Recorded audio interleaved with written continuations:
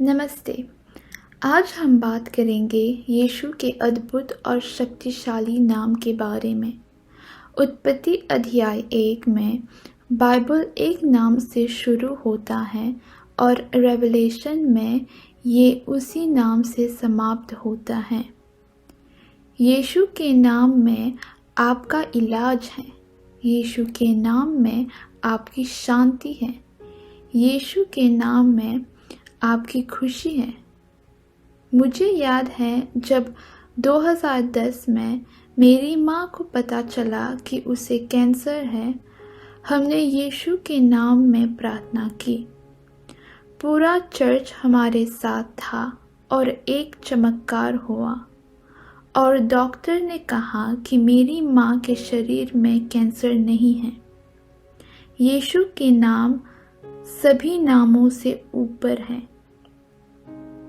फिलिपियों की पुस्तक में लिखा है कि यीशु का नाम हर नाम से ऊपर है और सभी घुटने उसके सामने झुकेंगे। मैं आपके साथ एक सच्चाई बांटना चाहती हूँ। जब आप कब्रिस्तान जाते हैं तो लिखा होता है रेस्ट इन पीस और एक इंसान का नाम, मगर यीशु के कब्र पर रेस्ट इन पीस नहीं लिखा है। उसकी कब्र में लिखा है कि यीशु मरे हुए लोगों से जी उठा है, यानी कि जीसस हैज रिजन। आमेन। ये और भी आश्चर्यजनक है कि मैं 14 अलग अलग देशों में गई हूँ जहाँ पर लोग अलग अलग भाषाओं में बात करते हैं, फिर भी सभी भाषाओं में यीशु का नाम अधिक शक्तिशाली और अद्भुत है। हम इस बारे में बात करते हैं। एक नाम क्या है? एक आदमी का नाम उसके चरित्र के बारे में बताता है। जब भगवान ने आकाश और पृथ्वी को बनाया था, उसने आदम से सभी जानवरों के नाम बताने को कहा। एक नाम को नीचा मत समझो। कुछ युवाओं को अपना नाम पसंद नहीं है। बाइबल कहता है कि हमारा नाम भगवान के हथेली पर लिखा है। मैं आपको एक बात समझाती हूँ। उत्पत्ति अध्याय 1 पद 1 में लिखा है कि आदि में परमेश्वर ने आकाश और सृष्टि बनाया। जिस समय भगवान कुछ कहता है वो बात हो जाएगी। जब भगवान ने कहा प्रकाश हो, हर तरफ प्रकाश था। पुराने नियम में परमेश्वर को यहोवा और एलोहिम कहा गया था। फिर नए नियम में हम परमेश्वर को यीशु के नाम से जानते हैं। एक कारण यीशु हमारे लिए मरा क्योंकि परमेश्वर मर नहीं सकता, इसीलिए मनुष्य के रूप में यीशु को हमारे पापों के लिए मरना पड़ा। बाइबल हमें समझाता है कि पाप करने वाली आत्मा को मरना पड़ता है और पापों का प्रायश्चित करने के लिए एक जीवन का बलिदान करना चाहिए। पुराने नियम में लोग जानवर लाते थे, लेकिन नए नियम में यीशु ने हमारे लिए अपने जीवन का बलिदान किया। दुनिया में बहुत लोग अपने आप को मशहूर बनाने के लिए काम करते हैं। उदाहरण के लिए उत्पत्ति अध्याय 11 पद 4 में देखेंगे। उस समय कुछ लोग एक टावर बनाने की कोशिश कर रहे थे। जब हम इस कहानी में देखते हैं कि वो लोग अपने नाम को भगवान के नाम से ऊपर करना चाहते थे। भगवान इन लोगों से मिलने आए थे। बाद में उस टावर को ब्रह्म का टावर कहा गया। कोई भी नाम नहीं है जो यीशु के नाम को पार कर सकता है। एक दिन मैं एक आदमी से बात कर रही थी। उसने कहा कि वो भगवान में यकीन नहीं करता। मैंने उससे कहा कि कोई बात नहीं, भगवान तुम्हारे साथ हैं। आप विश्वास करें या ना करें, ये इस सच्चाई को नहीं बदल सकता कि भगवान मौजूद हैं। एक बात पर मुझे यकीन है कि जब हम यीशु को अपना दिल देंगे तो हम उसकी मौजूदगी को महसूस करेंगे। यीशु ने एक बार कहा था कि वो हमें अपनी शांति देगा, दुनिया की तरह नहीं बल्कि अपनी शांति देगा। एक दिन एक तूफान आई, लेकिन यीशु एकदम शांति में था।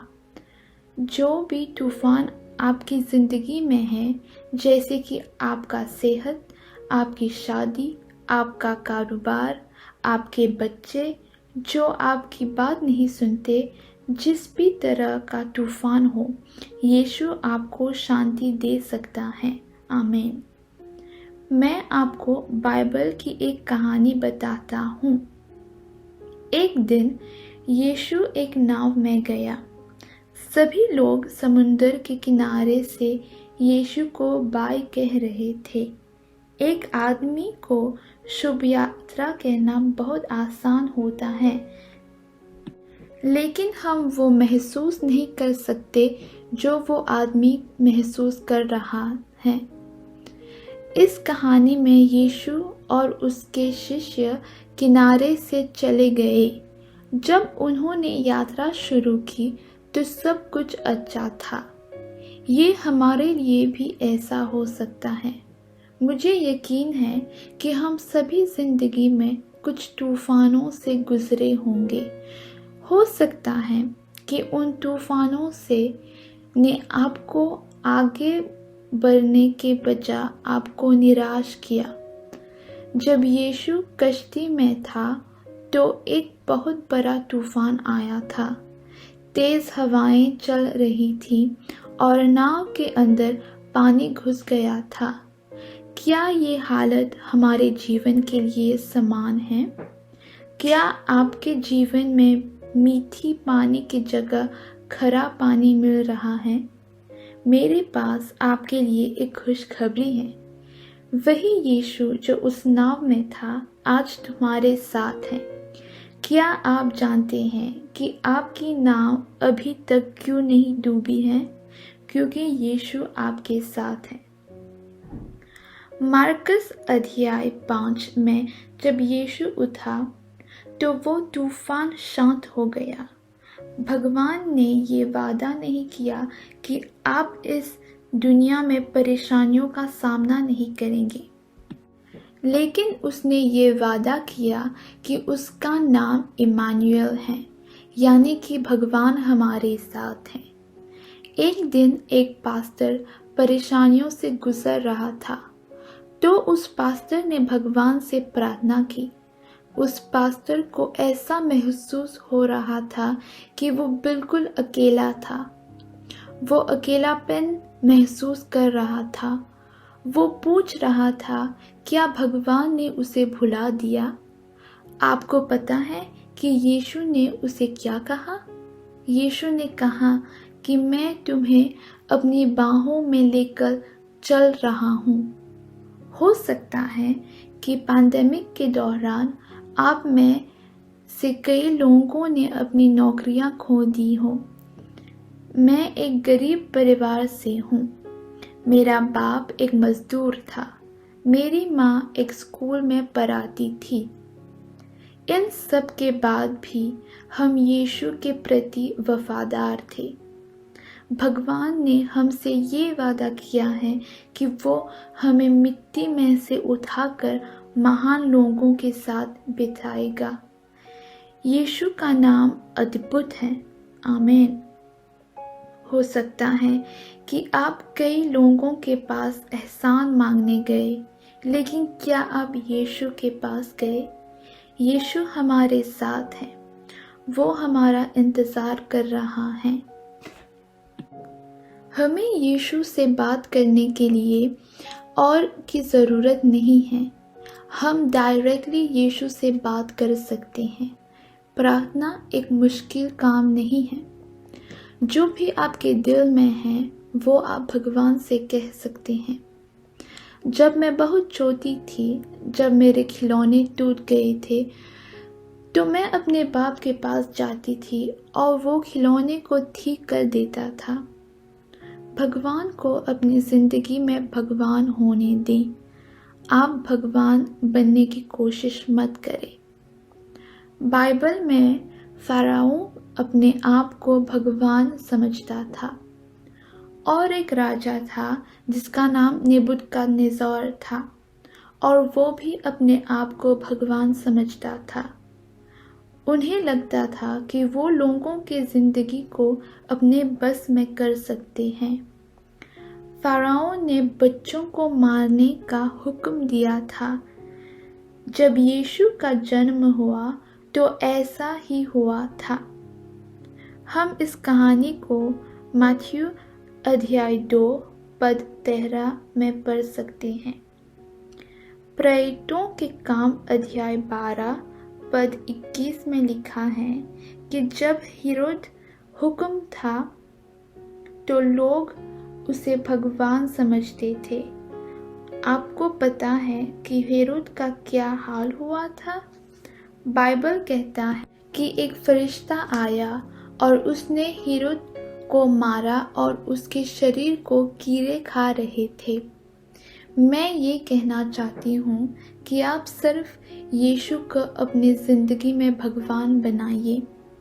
मैं सभी युवाओं को याद दिलाना चाहती हूँ कि भगवान की नज़र हमेशा तुम पर है। हमें मन लगाकर काम करना चाहिए। जैसे भी हमारा काम हो, हम जहाँ पर भी काम करें, मन लगाकर काम करना चाहिए। अपने काम में चोरी मत करें और झूठ मत बोलो। हमें इस दुनिया में यीशु के प्रतिनिधि बनना चाहिए। प्रेरितों के काम अध्याय 3 पद 16 कहता है कि पतरस और यूहन्ना ने यीशु के नाम में एक लंगड़े आदमी को ठीक किया। बाइबल में बहुत गवाही हैं जहां यीशु बीमार लोगों को ठीक कर रहा था। हमारे चर्च में बहुत लोग गवाही दे सकते हैं कि कैसे यीशु ने उनकी ज़िंदगी को सुंदर बनाया। बाइबल में एक कहानी है जहाँ पर पतरस पानी में डूब रहा था, लेकिन उसने यीशु को आवाज़ दी और यीशु ने उसे डूबने से बचाया। उस समय पतरस के पास एक लंबी प्रार्थना करने के लिए वक्त नहीं था। पतरस ने यीशु को सिर्फ 2 शब्द बोला, मुझे बचाओ। आपको अपने चमत्कार के लिए भगवान को वेता नहीं देना चाहिए। कुछ लोग मुझे पूछते हैं कि हमें कैसे प्रार्थना करना चाहिए। हम यूहन्ना अध्याय 16 पद 23 में देखते हैं, कुछ माँ बाप के पास पैसे नहीं हैं, वो अपने बच्चों के सपने को पूरा नहीं कर सकते, लेकिन भगवान ऐसा नहीं है। जो सपने भगवान ने आपको दिया वो उसे ज़रूर पूरा करेगा। भगवान एक अच्छा पिता है।